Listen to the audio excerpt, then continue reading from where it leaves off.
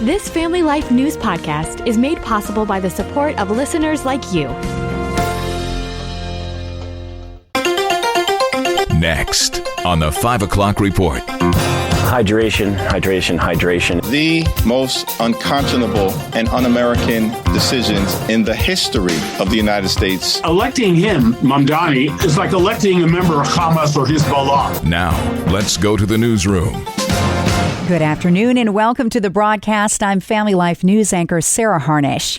It is time to beat the heat. 161 million of us are under a heat dome with real field temperatures topping 100 degrees. It is 99 in Scranton right now, 98 in Binghamton, and 100 in Owego, New York. The heat is pretty bad. It's oppressive. Oppressive and potentially dangerous if you're working outside or without air conditioning. The Beach Patrol in Ocean City, Maryland says there's one word to keep at the forefront today. Hydration, hydration, hydration. If you're starting to feel thirsty, you've already waited too long. You need to, in this kind of an environment, you should be drinking water like it's medicine. In this heat, thousands are still powerless from those killer storms that struck early Sunday in Oneida County, New York.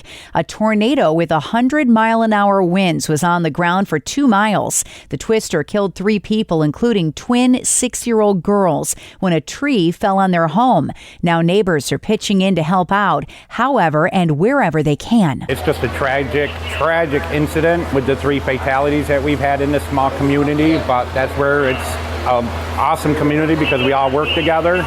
We're all here for everybody. Oneida County Executive Anthony Picente says first responders are distributing emergency supplies to storm victims. He's declared a 30-day state of emergency. National Grid has set up a water distribution center. The Red Cross has also set up a 24-hour shelter at St. Joseph's Church in Lee Center. It could be another day or two before power is fully restored to 3,500 people in Oneida County.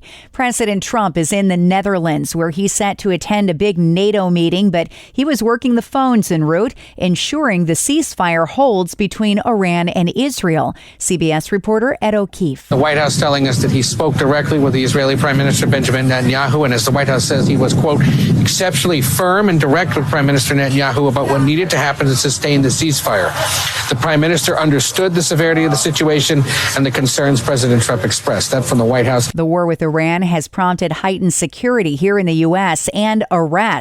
ICE officials have arrested 11 Iranian nationals spanning 8 states nationwide. 5 of them had previous convictions. Today marks the 3rd anniversary of the Dobbs versus Jackson decision, which handed legalized abortion back to the states. House Democratic leader Hakeem Jeffries used the date to say that liberals will fight back to make abortion more accessible in states that have dialed it back. We solemnly gather to mark the anniversary of the Dobbs decision, one of the most unconscionable and un-American decisions in the history of the United States of America. President Trump has said before, abortion is not a federal issue. It belongs to the states. We have also achieved what the pro-life movement fought to get for 49 years, and we've gotten abortion out of the federal government and back to the states. It was June 24th, 2022, when the High Court rendered Roe obsolete. The abortion rate has increased since that ruling, mostly because of do-it-yourself abortifacients.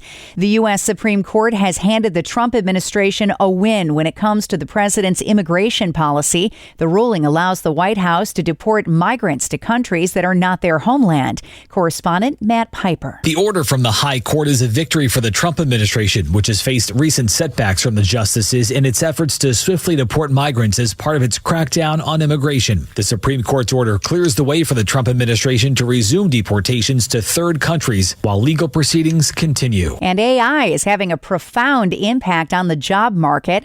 Experts are concerned the proliferation of artificial intelligence is making it harder for college graduates to find entry-level positions. The knowledge economy that we have been in for the last half century, it's on the way out. LinkedIn's Anish Raymond says this is one of the most challenging job markets for young people in decades. Our data at LinkedIn shows that 70% the average skills for the average job will have changed by 2030. If you're worried AI is coming for your job, he suggests you focus on non-technical skills, what he calls the 5 C's: curiosity, creativity, courage, compassion, and communication. Those skill sets, he says, will never be replaced by artificial intelligence.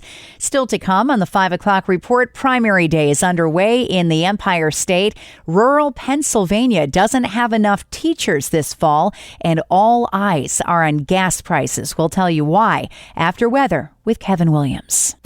Here's the call for tonight. There'll be an evening shower or thunderstorm in parts of western and central New York. Otherwise, across the remainder of the area throughout Pennsylvania, and we'll find quiet conditions and a sultry night. Low temperatures upper 60s and 70s. Tomorrow and Thursday, variable amounts of cloudiness, a couple of showers and thunderstorms around. It will be turning cooler and less humid, rather high temperatures on Wednesday into the 80s, high temperatures Thursday, 70s and lower 80s. Thank you, Kevin. Checking the stories, making news where you live across New York and Pennsylvania. There are just a few hours left to cast a vote for the primaries in the Empire State today. Candidates will be chosen for the general election in November. In New York City, former New York Governor Andrew Cuomo is embroiled in a tight race for mayor with Democratic Socialist Zoran Mamdani. Former Assemblyman Dov Hikind. Electing him, Mamdani, is like electing a member of Hamas or Hezbollah. I'm not kidding. I mean, you look at his record, the things that he has said, the things that he stands for, very, very dangerous on every level. That race could go down to the wire tonight. There are also several key mayoral races at stake today in upstate cities like Rochester, Syracuse, and Buffalo. Family Life's Dee Haley has more from our Buffalo newsroom. It's primary day in the city of Buffalo, and 5 men are vying for the Democratic nomination for mayor as the city prepares for new leadership following Byron Brown's departure last year.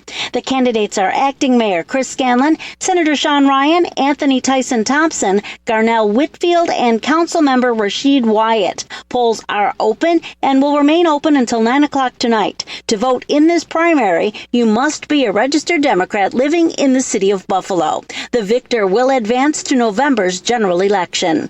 Dee Haley, Family Life News. Degree shortage. A new report from Penn State has found poorer Pennsylvania school districts are leaning heavily on less rigorous emergency certifications to fill teaching gaps this coming fall.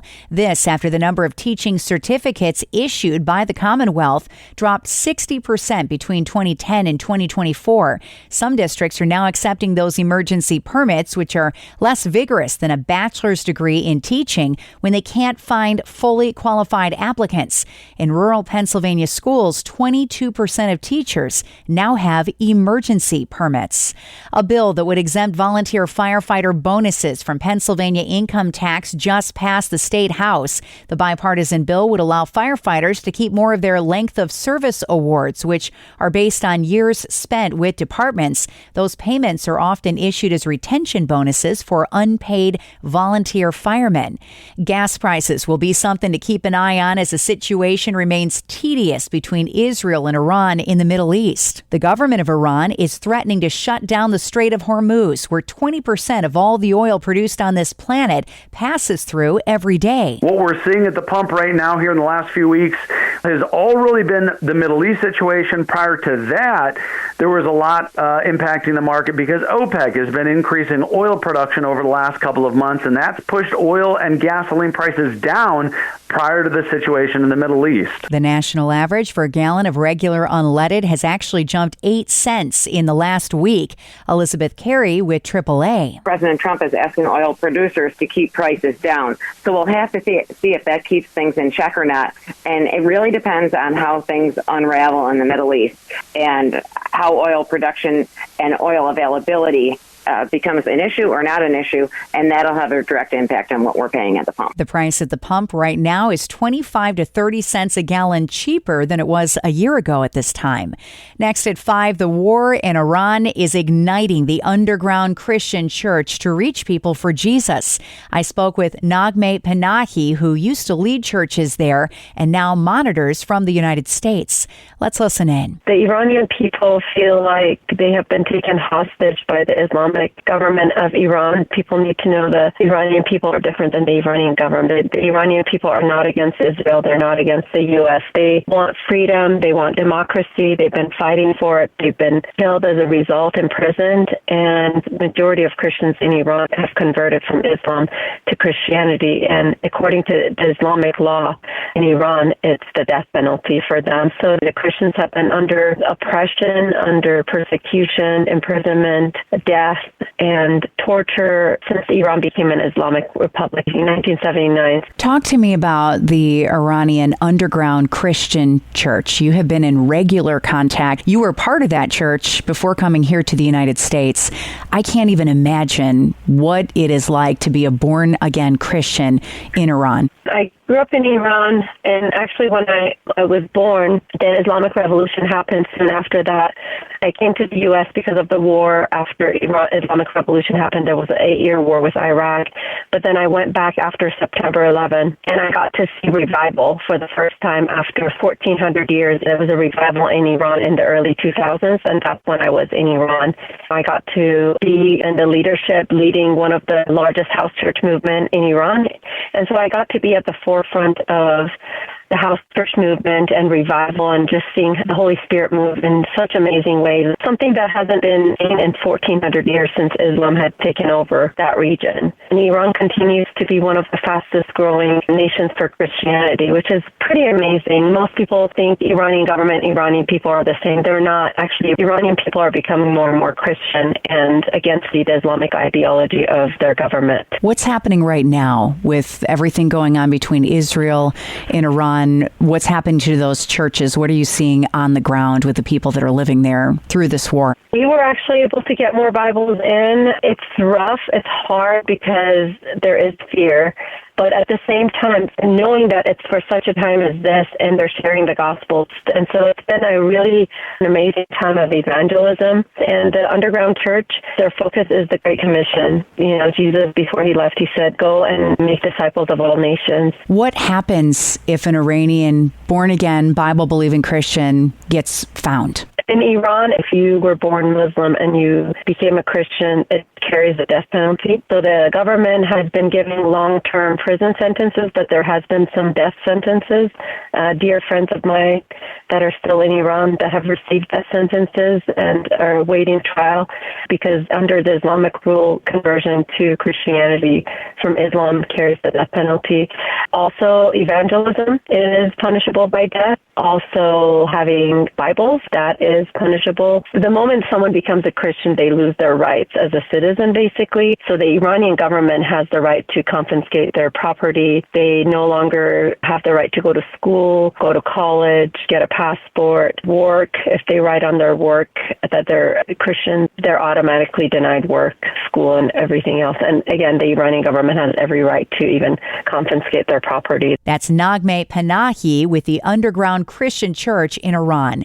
You can subscribe, listen to, and share this feature and all of Family Life's original podcasts at Apple Podcasts, Spotify, YouTube, or at familylife.org. Is there such a thing as a saving gene that makes a person put something aside for a rainy day? Hi, I'm Rob West with your Faith and Finance Minute. Okay, maybe saving isn't hereditary. In fact, most savers will probably tell you it's a habit they had to learn. And maybe it took a few tries, but they didn't quit. The next time you're at work, think about why you're working, and it's probably not so you can spend frivolously. It's easier to break a bad habit like overspending when you replace it with a good one like saving. Each payday, set aside a portion to save and check your account regularly to stay motivated. Getting into the saving habit might be hard at first, but keep at it. Soon it'll be like it's part of your DNA. Get biblical answers to your financial questions in the Faith Fi community. Download Faith Fi, Faith and Finance in your app store or visit faithfi.com. Coming up on the 5 o'clock report, researchers are using recycled plastic and E. coli bacteria to replace a common drug in your cabinets at home. We've got that story after one last look at weather. Hi, I'm Kevin Williams, and here is your Family Life regional weather forecast. We're still in the heat and the humidity, witnessing temperatures near record territory this afternoon. But changes are coming. A cold front will be dropping down from the north. It'll bring us a few showers and storms, but also knock those temperatures down as well. Here's the call for tonight. There'll be an evening shower or thunderstorm in parts of western and central New York. Otherwise, across the remainder of the area throughout Pennsylvania, it will find quiet conditions and a sultry night. Low temperatures upper 60s and 70s. Tomorrow and Thursday, variable amounts of cloudiness, a couple of showers and thunderstorms around. It will be turning cooler and less humid relatively. High temperatures on Wednesday into the 80s. High temperatures Thursday, 70s and lower 80s. Hey, that's a lot better than touching 100 today. Finally, at 5, Scottish researchers say they have found a way to repurpose plastic by turning it into painkillers. Forget the aspirin. Here's CBS's Vicki Barker. Researchers at the University of Edinburgh in Scotland have been able to turn plastic waste into painkillers. They genetically modified a harmless strain of E. coli, inserting separate genes from mushrooms and from soil bacteria. The modified E. coli then converted a common form of plastic waste into acetaminophen, the key ingredient in drugs like Tylenol. And that's the world that we live in for Tuesday, the 24th of June. I'm Sarah Harnish, and this is the 5 o'clock report on Family Life. Thank you for listening to this Family Life News podcast. If you've been encouraged by what you've heard, please share it with others and click the subscribe button to automatically receive future episodes. Family Life is a listener-supported ministry. Podcasts like this are made possible by your financial partnership. Find out more at familylife.org.